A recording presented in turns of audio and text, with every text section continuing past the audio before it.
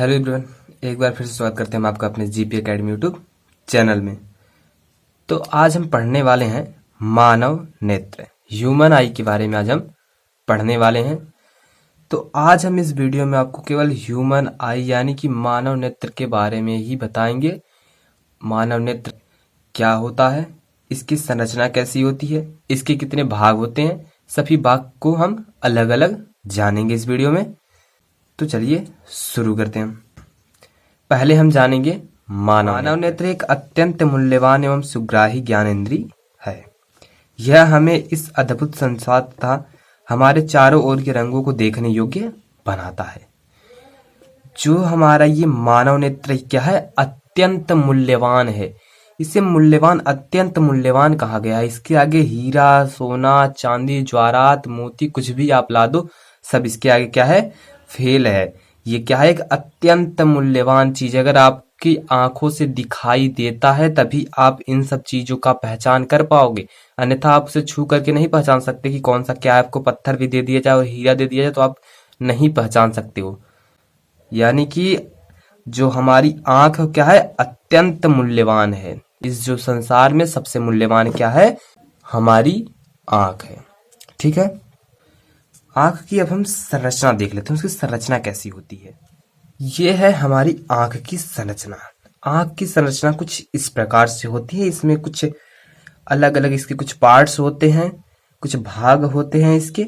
हम उनके बारे में जान लेते हैं। पहला हमारा क्या भाग है, क्रिस्टली लेंस। हमारी आंख में एक क्रिस्टली लेंस भी होता है।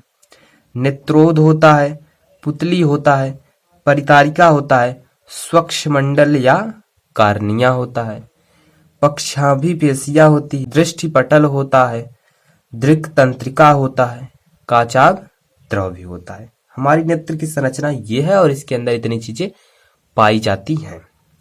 तो अब हम क्या करते हैं, इन जो यहाँ पर सभी इसके भाग हैं इनको हम एक एक करके जान लेते हैं।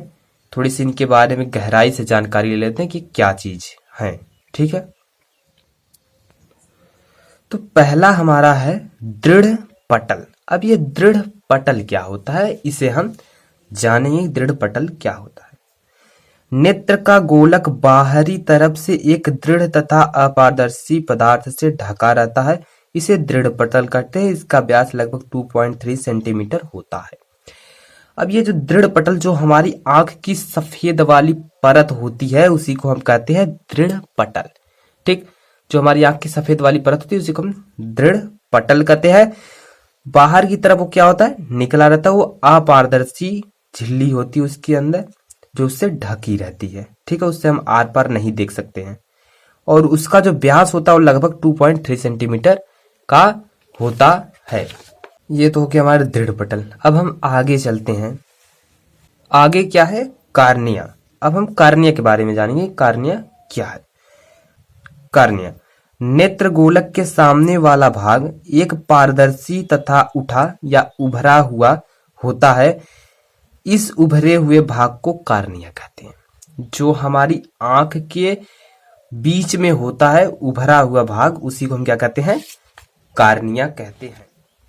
जैसे कि हमारी देखिए आंख में ये बीच वाला जो भाग है उभरा हुआ, इसे हम क्या कहते हैं, कार्निया या स्वच्छ मंडल कहते हैं। ठीक है, कोई भी प्रकाश की किरण इसी कार्निया में से होकर प्रवेश करती है तभी हमें वस्तु दिखाई देती है। कार्निया होती है वो ब्लैक सा जो बड़ा सा होता है, वही हमारा क्या है, कार्निया है। ठीक है, और उसी कार्निया में से हमारी आंख में क्या जाता है, प्रकाश की किरण हमारी आंखों में जाता है, जिससे हमें वस्तु दिखाई देती है।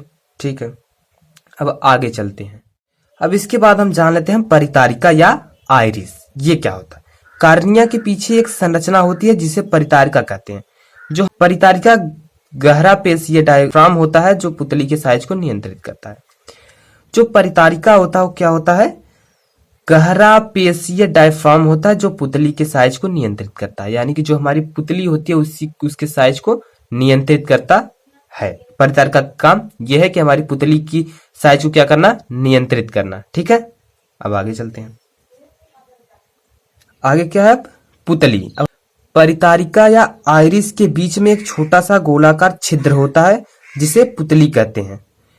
आप अपनी आंख में अगर ध्यान से देखोगे तो आपकी आंख में जो बड़ा सा जो ब्लैक वाला होता है, यानी जो काला गोलाकार होता है, उसी के बीच में आप अगर देखोगे ध्यान से तो एक गोल सा छिद्र होता है, जिसे हम क्या कहते हैं? पुतली। उसी गोलाकार छिद्र को हम क्या कहते हैं? पुतली कहते हैं। ठीक है। पुतली के द्वारा ही नेत्र में प्रवेश करने वाला प्रकाश की मात्रा पर नियंत्रण रखा जा सकता है। जो हमारी पुतली होती है वो क्या करती है कि जो हमारे आंख में कोई भी प्रकाश जिसे प्रवेश कर रही है उसे क्या करती है? नियंत्रित करती है। ठीक है। जब आंख पर अधिक प्रकाश पड़ता है तो पुतली का आकार अपने आप ही छोटा हो जाता है। जैसे कि अगर आप धूप में कहीं बाहर जाते हो तो आप देखते हो कि जब हम धूप में अपनी आंख से देखते हैं तो हमारी आंख अपने आप सिकुड़ जाती है। तो किसके द्वारा होती है? पुतली के द्वारा होती है। पुतली क्या करती है? वो जब धूप ज्यादा उसे मिलती है तो क्या होती है? वो सिकुड़ जाती है। तथा अंधेरे में जाने पर पुतली का आकार बड़ा हो जाता है। जब आप अंधेरे में जाओगे तो अब क्या होता है? वहां पर आपकी जो पुतली होती है वो क्या होती है? बढ़ जाती है। ठीक है। जिससे हम अपनी आंख को एकदम चौड़ा कर लेते हैं, चौड़ा करके उसमें देखते हैं। अतः पुतली के द्वारा ही नेत्र में प्रकाश की सीमित मात्रा ही प्रवेश होती है। जो हमारी पुतली होती है उसके कारण ही हमारे नेत्र में सीमित मात्रा में ही प्रकाश प्रवेश होता है। ठीक है। अब हम आगे चलते हैं। आगे क्या है? नेत्र लेंस। हमारे नेत्र में एक लेंस भी होता है, हम उसे भी जान लेते हैं। नेत्र लेंस, यह नेत्र का सबसे महत्वपूर्ण भाग है। जो हमारा नेत्र लेंस होता है नेत्र का सबसे महत्वपूर्ण भाग होता है। पुतली के पीछे वाले भाग में लेंस होता है। जैसा कि आपको फिगर में दिख रहा है कि पुतली के पीछे वाला भाग क्या है? नेत्र लेंस होता है। यह लेंस कई परतों से मिलकर बनता है। जो हमारे ये लेंस है कई परतों से मिलकर बनता है। इस लेंस का अपवर्तनांक अंदर से बाहर की ओर घटता है। जैसे कि इस लेंस का जो अपवर्तनांक होता है, अगर हम इसे अंदर से जब बाहर की तरफ जाएंगे तो क्या होता है? घटता है। ठीक है। लेंस में अपनी फोकस दूरी बदलने की क्या होती है? क्षमता होती है। जो हमारी आंख में जो लेंस होती है उसकी फोकस दूरी बदलने की क्षमता होती है, जो हमारी लेंस होती है।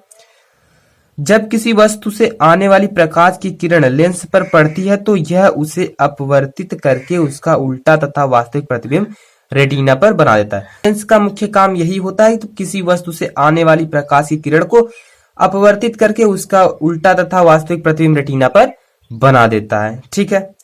आगे चलते हैं भैया हम। आगे क्या है? काचाभ द्रव। अब ये काचाभ द्रव भी हम पढ़ लेते। नेत्र लेंस के पीछे वाले भाग में एक पारदर्शी द्रव भरा रहता है जिसे काचाभ द्रव कहते हैं। इसका अपवर्तनांक 1.336 होता है। जैसा कि आपको फिगर में दिख रहा है, जो खाली स्थान बड़ा सा उसमें क्या है? काचाभ द्रव भरा है। ठीक है। ये जो काचाभ द्रव होता है, जब हम रोते हैं या हमें चोट लगती है तो हमारी आंखों से क्या निकलता है? आंसू निकलता है ना। तो उसी आंसू को हम क्या कहते हैं? काचाभ द्रव। तो वही काचाभ द्रव होता है। जब हम रोते हैं या हमारी आंखों पर तेजी से हवा लगती है तो हमारी आंखों से वो काचाभ द्रव बाहर निकलता है। ठीक है। आगे चलते हैं। आगे क्या है? समंजन क्षमता। हमारी आंख की समंजन क्षमता भी होती है, उसे हम देख लेते हैं। तो नेत्र किसी दूर स्थित वस्तु को देखता है तो नेत्र की मांसपेशियां फैल जाती हैं। जब हम किसी दूर स्थित वस्तु को देखते हैं तो हमारे जो नेत्र लेंस की मांसपेशियां होती हैं वो क्या होती है? फैल जाती हैं। और लेंस की तलों की वक्रता त्रिज्या बढ़ जाती है। जब मांसपेशियां फैल जाती हैं तो नेत्र की जो लेंस होती है उसकी वक्रता त्रिज्या जो होती है वो बढ़ जाती है, उसकी आकृति बढ़ जाती है, जिससे नेत्र की फोकस दूरी बढ़ जाती है और नेत्र की उससे फोकस दूरी भी बढ़ जाती है और वस्तु हमें स्पष्ट दिखाई देता है, जिससे हमें वस्तु स्पष्ट दिखाई देने लगता है। इसके विपरीत जब नेत्र किसी नजदीक की वस्तु को देखता है तो इसकी मांसपेशियां सिकुड़ जाती है। जो नेत्र की मांसपेशियां होती है वो क्या होती है? जब नजदीक की वस्तु देखती है तो वो क्या होती है? सिकुड़ जाती है।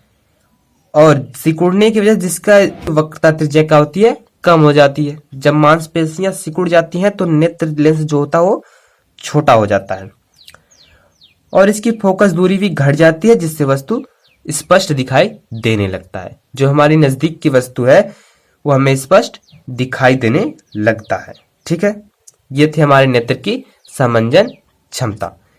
हमने नेत्र के बारे में इतनी जानकारियां थी और इतनी हमने आपको बता दी। इसके जितने भी पार्ट्स थे नेत्र के हमने आपको इस वीडियो में बता दिए। अब वीडियो को हम यही करते हैं खत्म। वीडियो अच्छी लगी तो वीडियो को लाइक, चैनल को सब्सक्राइब और वीडियो को ज़्यादा से ज़्यादा शेयर करें।